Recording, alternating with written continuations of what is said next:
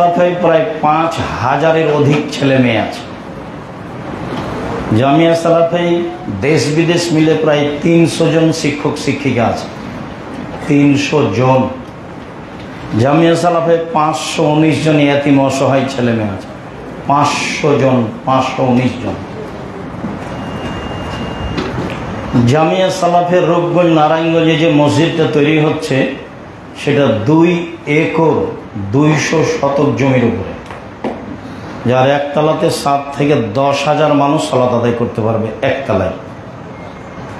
জামিয়া সালাফিয়া ডাঙ্গিপাড়ায় যেটা মসজিদ ৪ তলা হয়েছে সেটা ৯০% জমির উপরে, যার একতলায় ৩,০০০-এর অধিক মানুষ সালাত আদায় করতে পারে। উত্তরবঙ্গের সবচেয়ে বড় প্রতিষ্ঠান। এই কথা বলে আজকের বৈঠকে যেটা বলতে চাইলাম সেটা হলো আপনার ২ টাকার আমার কাছে এত দাম কেন। আমার ওই কথাটা খুব বেশি স্মরণে হয়। তাবুকের যুদ্ধে আল্লাহ রাসূল যাবেন, রৌদ্র খুব কঠিন, মানুষের হাতে টাকা পয়সা নেই, সব চাষি মানুষ, ফল পেকে এসেছে মাত্র, গাছ থেকে ফল খেজুর নামালে বিক্রি করলে কিছু টাকা হবে, এখনো নামেনি কাছাকাছি। তারা এক যুদ্ধ থেকে এসেছেন, পথ ৬০০ কিলোমিটার, কেমনে যাবে, সিদ্ধান্ত খুব ভারী, যেতেই হবে। তখন আল্লাহ রাসূল বললেন, কে কি সহযোগিতা করতে পারো? সবচেয়ে দামি মানুষের সহযোগিতা ছাড়া চলে না। পৃথিবীর সবচেয়ে দামি মানুষ যদি বলেন যে এই পাহাড়টা স্বর্ণ করে দাও আল্লাহ, তাহলে সকালে দেখবেন যে স্বর্ণ হয়ে গেছে। এরপরেও মানুষের সহযোগিতা ছাড়া চলে না। সেই দিন প্রথমেই উমর সাড়া দিয়েছিলেন। এই জন্য হাদিসে এসেছে উমরের একটা হিসাব ছিল রাদিয়াল্লাহু তাআলা, আজকে আমি অন্তত একটা কাজে উমরকে আবু বকর সিদ্দিককে পরাজয় করব, সেটা হলো দান। আমি যে পরিমাণ দান করব সেই পরিমাণ আবু বকর সিদ্দিক পারবেন, এটা নিশ্চিত। এটা উনি ভালোই বুঝেছিলেন। উনি বলেছিলেন যে অর্থ সম্পদের অর্ধেক দিলাম, যা আছে তা দিলাম অর্ধেক। তার মানে আবু বকর সিদ্দিক তার ধারে কাছে আসতে পারবে না, অর্ধেক মানে অনেক। তো এখন আল্লাহ রাসূল বলছেন যে আবু বকর সিদ্দিক তুমি। তো আবু বকর সিদ্দিক রাদিয়াল্লাহু তাআলা বললেন, আপনাকে আর আল্লাহকে বাড়িতে রেখে যা আছে সবই দিলাম। তা আমার দৃঢ়তা কাজ করে যে ভ্যান ভাড়াও হবে না টাকাতে। কিন্তু যে বাক্য তিনি বলেছেন, এই বাক্য ডিঙ্গে পৃথিবীতে আর কেউ যেতে পারবে না, এবারে কিয়ামত পর্যন্ত এই বাক্যকে ব্যবহার করতে পারবে না। বাক্য ব্যবহার করলেও তিনি হবেন প্রথম মানুষ। তো উসমান মানে যত লোক যাবে তার অর্ধেকের যাতায়াত খরচ, খাওয়া খরচ আমি দিব। লোক আছে ৩০,০০০, মানে ১৫,০০০ উঁট দিবেন। একটা উঁটের দাম ৩ থেকে ৫ লাখ টাকা হলে ১৫,০০০ উঁটের দাম কত হতে পারে? ৩ মাস খাওয়া খরচ দিবেন ১৫,০০০ মানুষকে। তার নাম ধনী। আমরা বলি যে উসমান গনি, মানে উসমান ধনী, মানে সবচেয়ে বড় ব্যবসায়ী ছিলেন। আর ব্যবসার সম্পদ ছিল উঁট। ব্যবসা করে খেতে হবে, মলে মাথায় রাখবেন। চাঁপাইনবাবগঞ্জের মানুষ দিন মজুরি করে আর চাকরি করে। পয়সা উপার্জনের 4টা পথ। ১, দিন মজুরি করা, সন্ধ্যায় টাকা শেষ হবে। ২, চাকরি করা, 25 দিনে শেষ হবে। এক একজনে থাকতে পারে সাধারণত 25 দিনের চাকরির টাকা শেষ হবে, 5 দিন ধার কর্জে চলবে, আবার বেতন পেলে আবার দিবে, আবার বেতন পেলে আবার দিবে। যদি বাপ মা বলে যে বেটা একটু টাকার প্রয়োজন ছিল, তাহলে ছেলে বলবে আম্মা এই মাসে তো পারলাম না, দেখি সামনে মাসে। তো সামনে মাসে আরও জিনিসের দাম বেড়ে গেছে, কিছুই করতে পারেনি। থাকলো তৃতীয় হলো জমি চাষ। জমি চাষে অন্তর শক্ত হয়, সফল হওয়া যায় না, মানে আয় ব্যয় সমান সমান, কিছু করা যায় না, জমি চাষ। 4 নম্বর হলো ব্যবসা। তখন উনি বললেন যে কেউ যদি পার্টনারে ব্যবসা করে, 2 জন মিলে ব্যবসা করলে তৃতীয় জন আমি আল্লাহ, মানে 3 জনে চলছে। যদি 10 জন মিলে ব্যবসা করে তাহলে 11তম জন আল্লাহ, মানে 11 জনের ব্যবসা চলছে। এখন একজন যদি আর একজনের 10 টাকা মেরে নেয় তখন আল্লাহ বলবেন যে তোমরা থাকো আমি গেলাম। মানে এখন মারামারি বাধ্যে, মামলা হই, যা ভেঙেছে নষ্ট হবে। পার্টনারের ব্যবসাতে বরকত বেশি হয়, টিকে থাকা কঠিন। এবার আসলে এককভাবে। আর কাজের সাদেক এখনো ইয়ামাল কেমামা সোহদা অসিদ্দিকিন লাম্বিয়ে, সত্যবাদী ব্যবসায়ীরা বিচারের মাঠে সিদ্দিক সোহদা নবীদের সাথে থাকবে। ব্যবসা আবার কি জিনিস? ব্যবসা আবার কি জিনিস? শহীদদের সাথে থাকার সুযোগ হবে মানে, সত্যবাদীদের সাথে থাকার সুযোগ হবে মানে, এ আবার কোন কথা? এটা তো রুজি উপার্জনের পথ, এত দামি কেন? তো আমি চিন্তা ভাবনা করে দুইটা দিক বের করি। তার একটা হলো এই, ব্যবসাতে মানুষের উপকার করা যায়। যে জিনিসটা চট্টগ্রামে আছে, কোনো লোক যদি চাঁপাইনবাবগঞ্জ থেকে কিনে নিয়ে যেতে চায়, দিয়ে ব্যবহার করে, দাম বেশি পড়বে। কেউ যদি জাপান থেকে একটা গাড়ি নিজে কিনতে চাই, তাহলে দাম কি হবে? অনেক হবে। আর চট্টগ্রাম শোরুম থেকে যদি কিনে, তাহলে দাম কিছুটা কম হবে। তো মানুষের উপকার হয় ব্যবসা এক নম্বরে, সেজন্য এটা। দুই, ব্যবসা করলে অসহায় মানুষের সহযোগিতা করা যায়, এটা হলো বড়। ব্যবসা করলে কার সহযোগিতা করা যায়? অসহায় মানুষের। এটাই মূল কারণ। দিন মজুরিতে পারা যায় না, চাকরিতে পারা যায় না, জমি চাষে পারা যায় না। যখন মানুষ ব্যবসা করে, তখন একদিন না একদিন সে সফল হবেই। অসহায় মানুষের পাশে দাঁড়াতে পারে ব্যবসায়ীরা। আর এটা তো চট্টগ্রাম, বাংলাদেশে যত জেলা আছে তার ব্যবসার প্রাণকেন্দ্র হচ্ছে চট্টগ্রাম বিভিন্ন ধরনের। কাজেই ব্যবসা করে রুচি উপার্জনের চেষ্টা করতে হবে, তাহলে আপনি দুনিয়াতে এবং পরকালে সফল হবেন। আল্লাহ রাসূল বলছেন, আর তিজারত মাল কিযবুল হালাল, ব্যবসায় মিথ্যা কথা চলে আসে, কসমও চলে আসে। ফাসুবহু বিসাদকা, অনিচ্ছায় যে মিথ্যা কথা চলে এসেছে, কসম চলে এসেছে, ওটা তুমি দান করে মিটিয়ে দাও। এ কথা আল্লাহ নবী বলছেন। ব্যবসার কত সুবিধা উল্লেখ করছেন আল্লাহ নবী।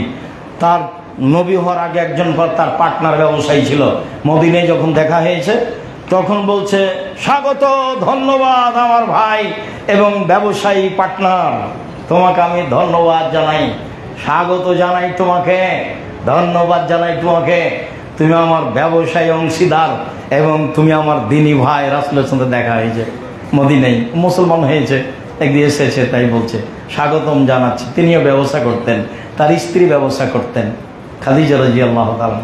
ব্যবসা করলেই জাতির উপকার করা যায়, অসহায় মানুষের উপকার করা যায়, এরই প্রতিষ্ঠানে সহযোগিতা করা যায়। এইসব প্রতিষ্ঠান জান্নাতের একটা বড় মাধ্যম, এটা মনে রাখতে হবে। জামিয়া সালাফের কথাতে আবার ফিরে গেলাম। সম্মানিত দিনী ভাই, আমার সবসময় ধারণা কাজ করে, চট্টগ্রাম ঢাকার চেয়ে কম নয়, বরং পয়সা উপার্জনে চট্টগ্রাম বেশি।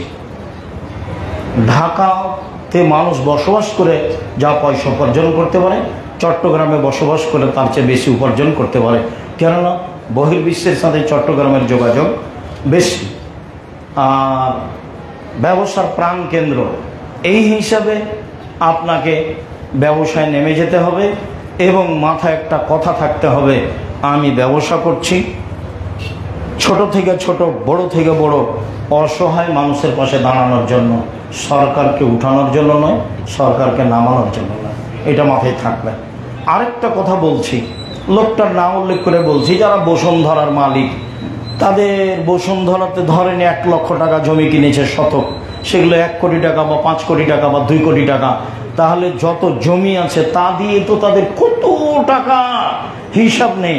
তারপরে দেখবেন টিস্যু বসুন্ধরা, মরিচের গুঁড়া বসুন্ধরা, আপনার তেল বসুন্ধরা। মানে কি, মানে ও খুব চৌকুস মানুষ, নাহলে ম্যানেজার কোনো চৌকুস আছে, পয়সার যত পথ আছে উপার্জনের সব ঘেরেছে। কোনোটাতে কোটি টাকা হবে 1 শতকে, কোনোটাতে 1 টাকা হবে, কোনোটাতে 50 পয়সা হবে। তার মানে ব্যবসায় নেমে থাকতে হবে, পয়সা উপার্জনের পথ ধরে রাখতে হবে, পয়সা দিয়ে জান্নাত কিনতে হবে। তাহাজ্জুদ পড়ে জান্নাত পাওয়া যায় কিনা যায় না, হজ করে জান্নাত পাওয়া যায় কিনা যায় না, সিয়াম পালন করে জান্নাত পাওয়া যায় কিনা যায় না, তাসবিহ তাহলিল জিকির আজকার করে জান্নাত পাওয়া যায় কিনা যায় না। জান্নাত কেনার একটাই পথ হলো পয়সা। আল্লাহ বলছেন, আমি জান্নাত তৈরি করেছি, আমি তোমাদের টাকার এবং তোমাদের আত্মার বিনিময়ে জান্নাত বিক্রি করে দিলাম। ওটা আল্লাহ নিজে বলেছে। তাহলে কিনতে হবে আমাকে, তো বিনা পয়সা তো আর কিনা যাবে না, পয়সাই লাগবে কিনতে। তো সব তো উসমান রাদিয়াল্লাহু আনহু কিনেছেন, তা আমরা কি করব?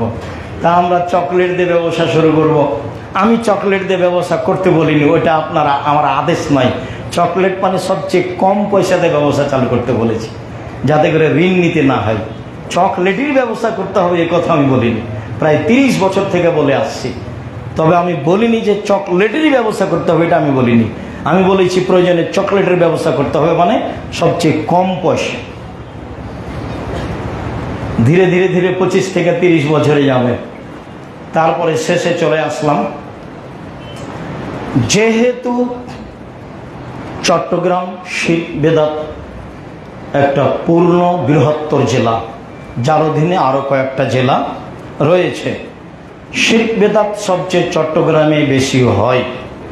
কবরের পূজা করাই নেকির কাজ, গাড়ির পিছনে স্যান্ডেল বেঁধে দেওয়াই নেকির কাজ, পীরের কাছে গিয়ে সন্তান চাওয়াই নেকির কাজ, কবরে সিজদা করাই নেকির কাজ।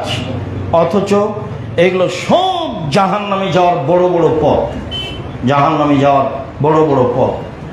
শিরক এমন একটা পাপ যাতে আল্লাহকে অপমান করা হয়, শিরক এমন একটা পাপ যাতে অতীতের সব নেকি নষ্ট হয়ে যায়। খুব ক্ষমতাধর শক্তিশালী পাপ আছে দুনিয়াতে দুইটা, একটা নাম শিরক, একটা নাম বিদআত। দুইটারই নিজস্ব ক্ষমতা আছে। জেনা মহাপাপ, কিন্তু নিজস্ব ক্ষমতা নেই। একটা লোক জেনা করেছে, ক্ষমা চাইবে, ক্ষমা হতে পারে, না হলে বিচার মাঠে পাপটা উঠে যাবে পাপের পাল্লাই, কিন্তু ওর কোনো ক্ষতি করবে না। জেনা যত বড়ই পাপ হোক তার ক্ষতি করবে না। কিন্তু শিরক ছোট থেকে ছোট, বড় থেকে বড়। আপনার গলায় মাদুলি আছে, হাতে তাবিজ আছে, আপনি তাহাজ্জুদ পড়লেন, এক নেকি যদি থাকে তাহলে ইসলাম ধর্ম মিথ্যে। হজ করে এসেছেন, বিমানবন্দরে নেমেছেন, বাড়ি যাচ্ছেন, ড্রাইভারও বলছে, আপনিও বলছেন একটু কবরের পাশে থামা, 10টা টাকা দিয়ে দিই। কবরে 10টা টাকা দিয়ে দিলেন, যদি আপনার এক নেকি থাকে তাহলে ইসলাম ধর্ম মিথ্যা। ইসলাম ধর্ম মিথ্যা নয়, সত্য। আপনার এক নেকি নয়, এটাই সত্য। শিরকের যত পথ আছে সব পথ চট্টগ্রামে আছে। চট্টগ্রামে শিরকের বন্যা বহে, বিদআতের বন্যা বহে। বিদআত মানে কি? বিদআত করলে অতি সামনের কোন নেকি কবুল হয় না। বিদআত করলে রাসূলকে অপমান করা হয়, বিদআত করলে রাসূলকে খাটো করা হয়, বিদআত করলে রাসূলকে অপমান করা হয়, বিদআত করলে রাসূলকে হেয় তুচ্ছ করা হয়। প্রস্তুতি চলছে খুব জন্ম তারিখের। যদি রাসূলের না হয় তাহলে কি হবে? যদি রাসূলের না হয় তাহলে কি হবে? কাউকে বলা লাগবে না, যা হওয়ার তাই হবে, যা হওয়ার তাই হবে। বিবেকের দাম আছে। আল্লাহ রাসূল বলছেন যে বিবেককে আল্লাহ বিচারের মাঠে বলবে, বিবেক তোমার চেয়ে গুরুত্বপূর্ণ কোন জিনিসই সৃষ্টি করিনি, তোমাকেই ধরবো বিচারের মাঠে। যার যত বিবেক বেশি তার তত বিচার করা কঠিন হবে, যার বিবেকই নেই পাগল, তার বিচার নেই। বিবেকের দাম আছে। যেই ধর্মে 1 গিলাস পানি পান করলে 5টা বিধান লাগে, সে ধর্ম পীর দিয়ে চলে, এ কথা ঠিক নয়। সে ধর্ম একটা অবুঝ মানুষ দিয়ে চলে, এ কথা ঠিক নয়। সে ধর্ম একটা মানুষ দিয়ে চলে, তার নাম মুহাম্মদ সাল্লাল্লাহু আলাইহি সাল্লাম। পৃথিবীর কোনো মানুষ দিয়ে চলে না। আমরা চাচ্ছি এই জামিয়া সালাফের গড়ে, জামিয়া সালাফের মাধ্যমে, বাইতুল হাম জামে মসজিদের মাধ্যমে ইনশাআল্লাহ চট্টগ্রাম সহ এর অন্তর্গত জেলা সহ যত শিরক বেদাত আছে সবকে উৎখাত করার প্রাণপণে চেষ্টা চালাবে ইনশাআল্লাহ। তুমি সর্বশক্তিমান। আমাদের নিয়তের, আমাদের দৃঢ়তার অভাব নেই। তোমার শক্তি সাহায্যের অপেক্ষা করছি। এরপরে বলছি, মানুষ হিসাবে যদি কোনো ভুল ত্রুটি থাকে তাহলে তুমি মাফ করো। মানুষ হিসাবে যদি কোনো স্বার্থ থেকে থাকে তাহলে স্বার্থ তোমার দরবে ত্যাগ করলাম। স্বার্থ দিয়ে জামিয়া সালাফে চালাতে যায় না, জামিয়া সালাফে 1 পয়সা সুবিধা ভোগ করতে যায় না। নিজেকে বিলীন করেছি, পরিবারকে বিলীন করেছি, জামিয়া সালাফের জন্য সবকে বিলীন করেছি। এদিকে তোমাকে সন্তুষ্ট করতে চাই, জাতিকে শিরক মুক্ত করতে চাই, দেশবাসীকে শিরক মুক্ত চাই। বৃহত্তর চট্টগ্রাম সহ যত জেলা আছে সব পুরুষ নারীকে শিরক মুক্ত করতে চাই, বিদআত মুক্ত করতে চাই। তুমি এই দাবি কবুল করো। তোমার দরবারে জুমার খুতবার শেষে এই জোরালো দাবি দাওয়া দোয়া রেখে সংক্ষিপ্ত কথা আজকের মতো এখানে শেষ করছি। সম্মানিত দিনী ভাই, বাকি কথা সময়ের গতিতে আপনাদের সাথে হবে ইনশাআল্লাহ। ও কথাই সত্য, আমার সাথে কাছে টাকা নাই এ কথা সত্য, প্রতিষ্ঠান গড়বে এ কথা সত্য। ইনশাআল্লাহ চট্টগ্রামের মাটিতে আনন্দবাজারে ভালো মানের জামিয়া সালাফে গড়বে ইনশাআল্লাহ। আরো সময়ের গতিতে আল্লাহর ইচ্ছা থাকলে আরও ভালো থেকে ভালো ব্যবস্থা হবে ইনশাআল্লাহ। আমাদের তাকে বিশ্বাস করাতে সামান্যতম ত্রুটি নেই। আমরা তাকে লা শারিক বলে বিশ্বাস করি, আমরা তাকে সর্বশক্তিমান বলে বিশ্বাস করি। দিনকে যেমন দিন বলি, রাত বলি না, রাতকে যেমন রাত বলি, দিন বলি না, এটাকে যেমন বিশ্বাস করি, তাকে তেমন সর্বশক্তিমান বলে, ক্ষমতাধর বলে বিশ্বাস করি। তার উপরে দৃঢ়তা রেখে আজকের সংক্ষিপ্ত কথা এখানে শেষ করলাম। আপনাদের কোনো কথা থাকলে পরে হবে ইনশাআল্লাহ। তবে অবশ্যই বৈঠকি দানে অংশগ্রহণ করবেন। কাজের সুবাদে এখানে আসবেন, যার যেটা মনে লাগবে, কাজ আরম্ভ হলে নিজের মতো রড দিয়ে যাবেন, নিজের মতো সিমেন্ট দিয়ে যাবেন, নিজের মতো পাথর দিয়ে যাবেন, ইট দিয়ে যাবেন, সেটা আপনার ব্যাপার। তবে যখন আমি আসব তখন মাথায় যেন থাকে আমি বৈঠকি দানে অংশগ্রহণ করবো ইনশাল্লাহ। একটা কয়েন হলেও, কয়েন বুঝেন কি, যেটা কাঁচা টাকা হলেও মানে আপনি বঞ্চিত থাকবেন, এটা আমি চাই না। আপনি দিলেও জামিয়া সালাফিয়া চট্টগ্রামে গড়বে, না দিলেও গড়বে, গড়বে ইনশাল্লাহ। জামিয়া সালাফিয়া চট্টগ্রামে গড়বে ইনশাল্লাহ, সময়ের ব্যবধান। কিন্তু আপনার 10টা টাকা ছাড়া গড়ে যাক, এটা আব্দুর রাজ্জাক বিন ইউসুফ আমি চাই না। আপনার মনে কিছু হিংসা জাগুক, এটা আমি চাই না। আপনার উপরে আমার কোনো হিংসা নেই। যদি আপনি আমাকে একবারে গালি দিয়ে ধুয়ে ছেড়ে দেন, তারপরে যদি আপনি আসেন আমার সাথে, তাহলে আমি আপনার সাথে কথা বলবো। আপনার কোনো কথাকে আমি সামনে নিয়ে আসবো না। আমার জীবনে আমি কোনোদিন মানুষের কথাকে সামনে নিয়ে আসি না। 90 সাল থেকে নিয়ে এখন পর্যন্ত কোনোদিন মানুষের বদনাম করিনি। আমি কারোর পিছনে পড়িনি, আমি কারোর পিছনে পড়ি না। সে আমাকে যা বলবে বলুক, আমি কারোর নামও নেওয়া প্রয়োজন মনে করি না। অতএব আমি কাজে সফল হব ইনশাআল্লাহ। আপনার ভিতরে সংকীর্ণতা থাকে, এটা আমি চাইনি। আপনার ভাই বোন আত্মীয়র ভিতরে সংকীর্ণতা থাকে, এটা আমি চাইনি। যেদিন আমি আসবো, আব্দুর রহিম যেদিন আসবে, আপনারা যে যেখানে আছেন, ভাই বোন আত্মীয় স্বজন বন্ধু বান্ধব সবকে নিয়ে এসে সাক্ষাৎ করে পরামর্শ করবেন, পরামর্শ দিবেন, জামিয়া সালাফিকে মূল্যায়ন করবেন। এটাই আমি আন্তরিকভাবে চাচ্ছি। আজকে আপনার সাথে আমার মুসাফা হলো না, আপনি হাত বাড়িয়েছেন, তবু আমি মুসাফা করতে পারলাম না, আপনি মন খারাপ করবেন না। আপনার সাথে আমার ভালোবাসার অভাব নেই। আপনি 50,000 টাকা দিলেন, তারপর একটু পরে এসে সালাম দিচ্ছেন, আমি বলছি আপনি কে, আপনাকে চিনলাম না। যদি আমি বলেও থাকি যে আপনি কে, আপনাকে চিনলাম না, তাহলে আপনি মন খারাপ করিয়েন না। কালকেই টাকা দিলাম, আজকেই ভুলে গেলেন, এইটা আপনি বলিয়েন না। একদিন এসেছেন, কেউ আপনাকে বসতে বলেনি এখানে, আমিও বলিনি, ভুলে গেছি হয়তো বা, বসতেই বলিনি। আপনি যাচ্ছেন, বলছেন তোর আর আসবো, আর কোন এখানে আসবো না, এটা আপনি বলিয়েন না। কেন? এখানে এসেছেন আমার সন্তুষ্টির জন্য নয়, উপরের সন্তুষ্টির জন্য। 10 টাকা দিয়েছেন আমার সন্তুষ্টির জন্য নয়।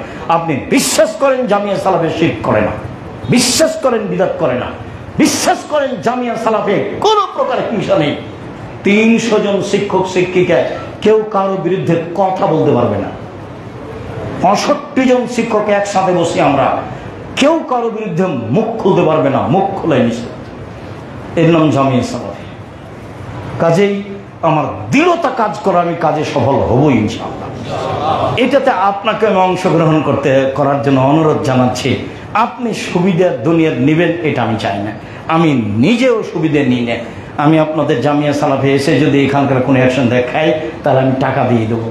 আমি এই জামিয়া সালাফের সুবিধা ভোগ করি না, আমি করবো না ইনশাআল্লাহ। শুকরিয়া, জাযাকুমুল্লাহ খায়র। আসরের পরে এখানে কিছু কথা হবে ইনশাআল্লাহ, আসবেন। আল্লাহ ভীতি সম্পর্কে কথা হবে ইনশাআল্লাহ। জি, সুবহানাকাল্লাহুম্মা ওয়া বিহামদিকা আশহাদু আল্লা ইলাহা ইল্লা আনতা আস্তাগফিরুকা ওয়া আতুবু ইলাইক।